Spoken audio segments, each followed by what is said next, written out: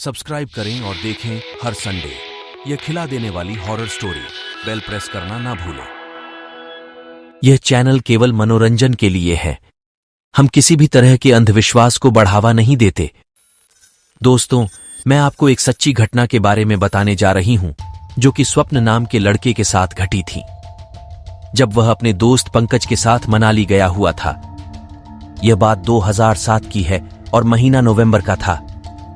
नवंबर में रात बहुत जल्दी हो जाती है क्योंकि सर्दियों का मौसम शुरू हो जाता है और वह भी मनाली का मौसम। स्वप्न एक पंकज के साथ एक होटल में रुका हुआ था और वह भी कमरा नंबर 707 में। लेकिन उसे बिल्कुल भी पता नहीं था कि यह कमरा भी बल्कि एक बूंदी या कमरा है, क्योंकि इसमें जो भी रहता है उसकी मौत हो जाती है। स्वप्न और पंकज रात का खाना खाकर कमरे में सो गए। दोनों गहरी नींद में सोए हुए थे कि तभी कमरे के बाहर स्वप्निल को किसी की चलने की आवाज सुनाई दी। उसे लगा कि शायद कोई वेटर किसी रूम को सर्विस देने के लिए जा रहा होगा। उसने घड़ी में टाइम देखा तो रात के 3 बजे थे।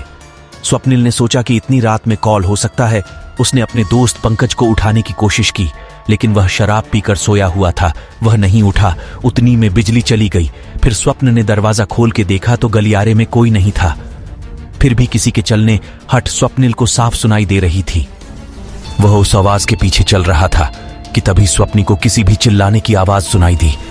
वह तुरंत ही उस आवाज के पीछे चला गया तो उसने देखा कि गलियारे के किनारे कोई औरत खड़ी है। वह उस औरत की ओर गया कि पीछे से किसी ने स्वप्निल को हाथ लगाया। स्वप्निल पीछे मुड़ा, लेकिन वहां कोई नहीं था। जैसे ही उसने फिर उस औरत की ओर देखना चाहा तो वो औरत वहां से गायब हो गई थी। स्वप्न ने तुरंत ही मुंह में जाकर पंकज के ऊपर पानी डाला और उसने जगाया और बोला, अपना सामान बहादुर, हम यहां से जा रहे हैं।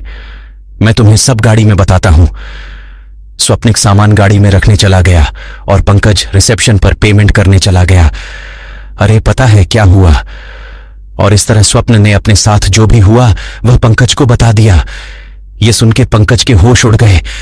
भगवान का लाख लाख शुक्र है कि हम बच गए।